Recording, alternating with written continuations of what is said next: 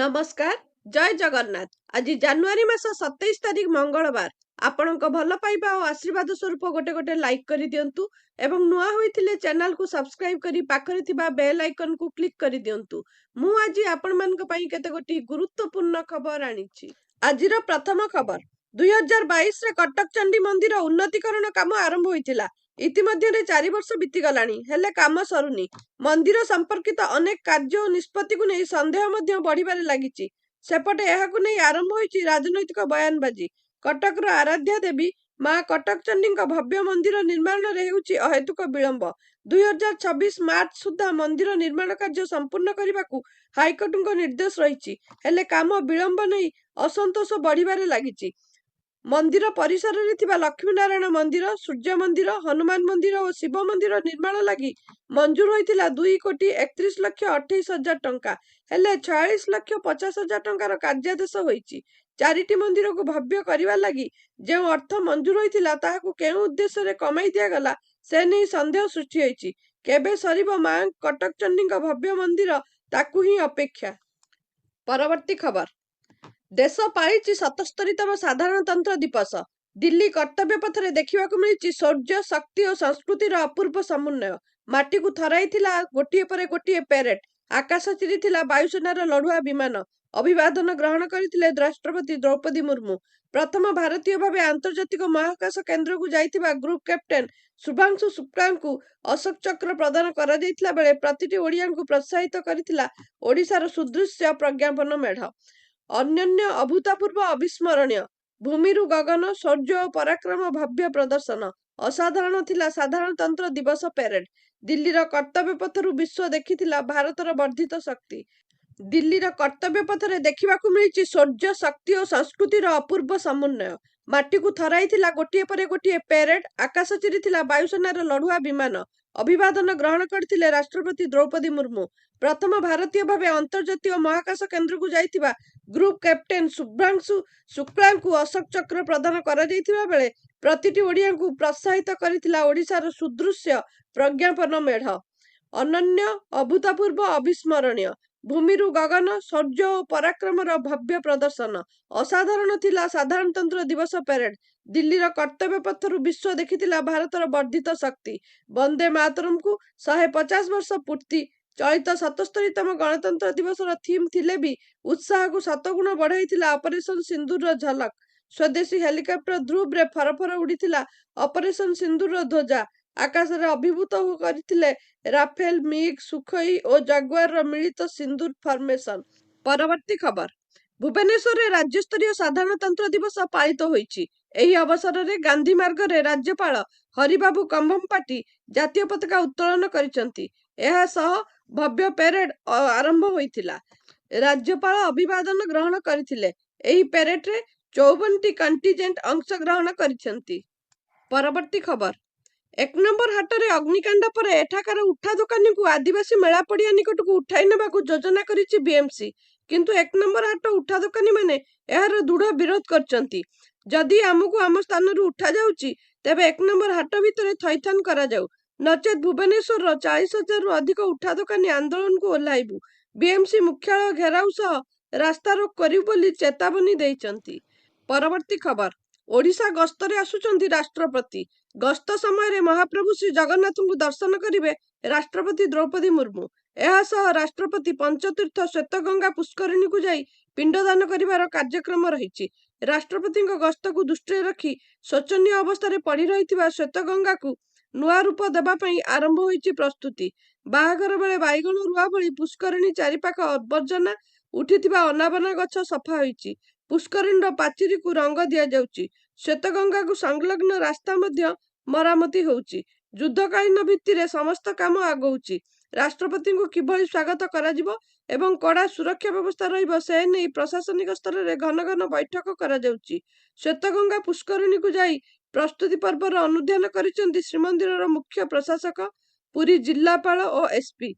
श्वेतगंगा पुष्करिणी स्वच्छता पुष्करिणी चतुर्पार्श्व रंग कार्य रास्ताघाटर मरामती कार्य शीघ्र शेष करबा पई निष्पत्ति होइछि। पुष्करिणी परिसर को संपूर्ण धला रंग दियाजिवो। पाहाच मरामती कराजिवो। पुष्करिणी जल को संपूर्ण विशोधन कराजिवो ଏହା ସହ ଏଠାରେ ଆବଶ୍ୟକୀୟ ସବୁ ପ୍ରକାର ଆନୁଷଙ୍ଗିକ ବ୍ୟବସ୍ଥା ହେବ। ଜାନୁଆରୀ ଶେଷ ସୁଦ୍ଧା ସମସ୍ତ କାର୍ଯ୍ୟ ଶେଷ କରିବାକୁ ନିର୍ଦ୍ଦେଶ ରହିଛି। ପରବର୍ତ୍ତୀ ଖବର, କଲିକତାରୁ ଆସୁଛି ଏକ ବଡ଼ ଖବର। ଅଗ୍ନିକାଣ୍ଡରେ ଚାଲିଗଲା 7 ଜଣଙ୍କ ଜୀବନ। ନାଜିରାବାଦରେ ଥିବା ଏକ ଗୋଦାମ ଘରେ ଅଗ୍ନିକାଣ୍ଡ ଘଟିବା ସହ 20ରୁ ଅଧିକ ଆହତ ହୋଇଥିବା ସୂଚନା। ଘଟଣାସ୍ଥଳରେ ପହଞ୍ଚି ଦମକଳ ବାହିନୀ ନିଆଁକୁ ଆୟତ୍ତ କରିବା ସହ ଗୋଦାମରେ ଥିବା ସମସ୍ତଙ୍କୁ ଉଦ୍ଧାର କରିଛି। ତେବେ ସର୍ଟ ସର୍କିଟ ପାଇଁ ନିଆଁ ଲାଗିଥିବା ପ୍ରାଥମିକ ତଦନ୍ତରୁ ଜଣାପଡ଼ିଛି। ଗୋଟିଏ ଗୋଦାମରେ ଅଗ୍ନିକାଣ୍ଡ, ଅନ୍ୟ ଗୋଦାମ ମାଡ଼ିବା ସହ ଭୟଙ୍କର ସ୍ଥିତି ଦେଖିବାକୁ ମିଳିଛି। ପରବର୍ତ୍ତୀ ଖବର, ଉତ୍ତରାଖଣ୍ଡ ପବିତ୍ର ଚାରିଧାମ ମଧ୍ୟରୁ ଅନ୍ୟତମ ଗଙ୍ଗୋତ୍ରୀ ଧାମରେ ଏଣିକି ଅଣ-ହିନ୍ଦୁମାନେ ପ୍ରବେଶ କରିପାରିବେ ନାହିଁ। ଶ୍ରୀ ଗଙ୍ଗୋତ୍ରୀ ମନ୍ଦିର କମିଟି ପକ୍ଷରୁ ରବିବାର ଏହି ଗୁରୁତ୍ୱପୂର୍ଣ୍ଣ ଘୋଷଣା କରାଯାଇଛି। କେବଳ ମୁଖ୍ୟ ଧାମ ନୁହେଁ, ବରଂ ମା ଗଙ୍ଗାଙ୍କ ଶୀତକାଳୀନ ଆବାସସ୍ଥଳୀ ମୁଖବାରେ ମଧ୍ୟ ଏହି ନିୟମ କଡ଼ାକଡ଼ି ଭାବେ ଲାଗୁ ହେବ ବୋଲି କମିଟି ଅଧ୍ୟକ୍ଷ ସୁରେଶ ସାମୁଏଲ ନିଶ୍ଚିତ କରିଛନ୍ତି। ଗଙ୍ଗୋତ୍ରୀ କମିଟିର ନିଷ୍ପତ୍ତି ପରେ ଶ୍ରୀ ବଦ୍ରିନାଥ କେଦାରନାଥ ମନ୍ଦିର କମିଟି ମଧ୍ୟ ସମାନ ପଦକ୍ଷେପ ନେବାକୁ ଯାଉଛି। ବିକେଟିସି ଅଧ୍ୟକ୍ଷ ହେମନ୍ତ ଦ୍ୱିବେଦୀ ସୂଚନା ଦେଇଛନ୍ତି ଯେ ବଦ୍ରିନାଥ, କେଦାରନାଥ ଏବଂ ଏହି କମିଟି ଅଧୀନରେ ଥିବା ସମସ୍ତ ମନ୍ଦିରରେ ଅଣ-ହିନ୍ଦୁଙ୍କ ପ୍ରବେଶ ବାରଣ କରିବା ପାଇଁ ଆଗାମୀ ବୋର୍ଡ ବୈଠକରେ ଏକ ପ୍ରସ୍ତାବ ଆଗତ କରାଯିବ। ଉତ୍ତରାଖଣ୍ଡର ଧାର୍ମିକ ଓ ସାଂସ୍କୃତିକ ପରମ୍ପରାକୁ ବଜାୟ ରଖିବା ପାଇଁ ଏହି ନିଷ୍ପତ୍ତି ନିଆଯାଇଛି। ମୁଖ୍ୟମନ୍ତ୍ରୀ ପୁଷ୍କର ସିଂ ଧାମୀ କହିଛନ୍ତି ଯେ ତୀର୍ଥସ୍ଥଳୀ ପରିଚାଳନା କମିଟିଗୁଡ଼ିକର ସୁପାରିଶ ଅନୁଯାୟୀ ପ୍ରଶାସନ ପଦକ୍ଷେପ ଗ୍ରହଣ କରାଯିବ। ରାଜ୍ୟରେ ଥିବା ବେଆଇନ ମନ୍ଦିର, ଧାର୍ମିକ ସ୍ଥଳ ଉଚ୍ଛେଦ କରିବାକୁ ମୁଖ୍ୟମନ୍ତ୍ରୀ ଦେଇଥିବା ନିର୍ଦ୍ଦେଶକୁ ମଧ୍ୟ କମିଟି ସ୍ୱାଗତ କରିଛି। ପରବର୍ତ୍ତୀ ଖବର, ବିଜାପୁରରେ ଆଇଇଡି ବିସ୍ଫୋରଣ। ଏହି ବିସ୍ଫୋରଣରେ 11 ଜଣ ସୁରକ୍ଷାକର୍ମୀ ଆହତ ହୋଇଛନ୍ତି। ସୂଚନା ଅନୁସାରେ ରବିବାର ଦିନ ନକ୍ସଲ ବିରୋଧୀ ଅଭିଯାନ ସମୟରେ ଛତିଶଗଡ଼ ବିଜାପୁର ଜିଲ୍ଲାର କାରେଗୁଟ୍ଟା ପାହାଡ଼ର ଜଙ୍ଗଲରେ ସିରିଜ ଆଇଇଡି ବିସ୍ଫୋରଣ ହୋଇଥିଲା। ଏହି ବିସ୍ଫୋରଣରେ 11 ଜଣ ସୁରକ୍ଷାକର୍ମୀ ଆହତ ହୋଇଥିଲେ, ବିଜାପୁର ପୋଲିସ ସୋମବାର ଦିନ ନିଶ୍ଚିତ କରିଛି। ପୋଲିସର ସୂଚନା ଅନୁଯାୟୀ ଆହତ ପୁରୁଷ କର୍ମୀଙ୍କ ମଧ୍ୟରୁ 10 ଜଣ ରାଜ୍ୟ ପୋଲିସର ଏକ ସ୍ୱତନ୍ତ୍ର ୟୁନିଟ ଜିଲ୍ଲା ରିଜର୍ଭ ଗାର୍ଡ ଥିଲେ ଏବଂ ଅନ୍ୟ ଜଣେ କେନ୍ଦ୍ରୀୟ ରିଜର୍ଭ ଥିଲେ। ପରବର୍ତ୍ତୀ ଖବର, ଭାରତୀୟ ଯୁବ ଓପନର ଅଭିଷେକ ଶର୍ମାଙ୍କ ଧୁରନ୍ଧର ବ୍ୟାଟିଂ ଏବେ କ୍ରିକେଟ ଜଗତରେ ଚର୍ଚ୍ଚାର ବିଷୟ ପାଲଟିଛି। ରବିବାର ଗୌହାଟୀଠାରେ ନ୍ୟୁଜିଲାଣ୍ଡ ବିପକ୍ଷ ତୃତୀୟ ଟି-20 ମ୍ୟାଚରେ ଅଭିଷେକଙ୍କ ବ୍ୟାଟିଂ ଏତେ ଭୟଙ୍କର ଥିଲା ଯେ କିୱି ଖେଳାଳୀମାନେ ପଡ଼ିଆ ମଝିରେ ତାଙ୍କ ବ୍ୟାଟକୁ ପରୀକ୍ଷା କରୁଥିବାର ଦେଖିବାକୁ ମିଳିଥିଲା। ନ୍ୟୁଜିଲାଣ୍ଡ ଅଧିନାୟକ ମିଚେଲ ସାଣ୍ଟନ, ଡେଭନ୍ କନୱେ ଏବଂ ଜ୍ୟାକବ ଡଫି ହସି ହସି ଅଭିଷେକଙ୍କ ବ୍ୟାଟକୁ ଦେଖୁଥିବାର ଭିଡିଓ ଏବେ ସୋସିଆଲ ମିଡିଆରେ ଭାଇରାଲ ହେଉଛି। ଏହି ଦୃଶ୍ୟ 2003 ବିଶ୍ୱକପ୍ ଫାଇନାଲରେ ରିକି ପଣ୍ଟିଂଙ୍କ ସ୍ପ୍ରିଂ ବ୍ୟାଟିଂ ଗୁଜବକୁ ମନେ ପକାଇ ଦେଇଛି। ପଣ୍ଟିଂଙ୍କ ଭଳି ଅଭିଷେକ ମଧ୍ୟ ଏତେ ସହଜରେ ଛକା ମାରୁଥିଲେ ଯେ ବିରୋଧୀ ଦଳ ପାଇଁ ଏହା ଅବିଶ୍ୱସନୀୟ ମନେ ହେଉଥିଲା। ପରବର୍ତ୍ତୀ ଖବର, ଭାରତ ସହିତ ଜାରି ରହିଥିବା ଉତ୍ତେଜନା ମଧ୍ୟରେ ବାଂଲାଦେଶ ସେନା ଏକ ବଡ଼ ପଦକ୍ଷେପ ନେଇଛି। ଏକ ବ୍ରିଗେଡ୍ ସମେତ 3ଟି ସ୍ୱତନ୍ତ୍ର ପାରା କମାଣ୍ଡୋ ୟୁନିଟ୍ ଗଠନ ପାଇଁ ପ୍ରସ୍ତୁତି ଆରମ୍ଭ କରିଛି। ବାଂଲାଦେଶ ସଶସ୍ତ୍ର ବାହିନୀ ଡିଭିଜନ ଏକ ପ୍ରସ୍ତାବ ପ୍ରସ୍ତୁତ କରି ଏହାକୁ ପ୍ରତିରକ୍ଷା ମନ୍ତ୍ରଣାଳୟ ଓ ମୁଖ୍ୟ ପରାମର୍ଶଦାତା ମହମ୍ମଦ ୟୁନୁସଙ୍କ କାର୍ଯ୍ୟାଳୟକୁ ଅନୁମୋଦନ ପାଇଁ ପଠାଇଛି। ଜାନୁଆରୀ 25-26 ତାରିଖରେ ଢାକା କ୍ୟାଣ୍ଟନମେଣ୍ଟରେ ଅନୁଷ୍ଠିତ ହେଉଥିବା ବାଂଲାଦେଶ ସେନା ଜେନେରାଲ ଓ ଫର୍ମେସନ କମାଣ୍ଡ 2 ଦିନିଆ ସମ୍ମିଳନୀରେ ଏହା ଆଲୋଚନା ହୋଇଛି। କ୍ୟାଡେଟମାନଙ୍କୁ ଭାରତରେ ତାଲିମ ପାଇଁ ପଠାଯିବ ନାହିଁ। ଡକୁମେଣ୍ଟରେ ସୂଚିତ ହୋଇଛି ଯେ ଶୀର୍ଷ ସାମରିକ ଅଧିକାରୀମାନେ ବିଭିନ୍ନ ଦାୟିତ୍ୱ କ୍ଷେତ୍ର ସହିତ ଜଡ଼ିତ ପ୍ରମୁଖ ପ୍ରସଙ୍ଗଗୁଡ଼ିକ ଉପରେ ପ୍ରଗତି ରିପୋର୍ଟଗୁଡ଼ିକୁ ସାବଧାନତାର ସହ ବିଚାର କରିବେ। ରିପୋର୍ଟ ଅନୁଯାୟୀ ସମ୍ମିଳନୀର ଏଜେଣ୍ଡାରେ ସବୁଠାରୁ ଗୁରୁତ୍ୱପୂର୍ଣ୍ଣ ବିଷୟ ଥିଲା ଭାରତ, ପାକିସ୍ତାନ, ୟୁକେ, ଆମେରିକା ଓ ଚୀନ ଭଳି ଦେଶକୁ ତାଲିମ ପାଇଁ ଅଫିସର କ୍ୟାଡେଟମାନଙ୍କୁ ପଠାଇବା ପ୍ରସ୍ତାବର ସ୍ଥିତି ଉପରେ ଆଲୋଚନା କରାଯାଇଥିଲା। ବାଂଲାଦେଶ ସେନା ଭାରତ ଓ ରୁଷ ସହିତ ସମ୍ପର୍କକୁ ବିଗାଡ଼ିବାରେ କାମ କରୁଛି।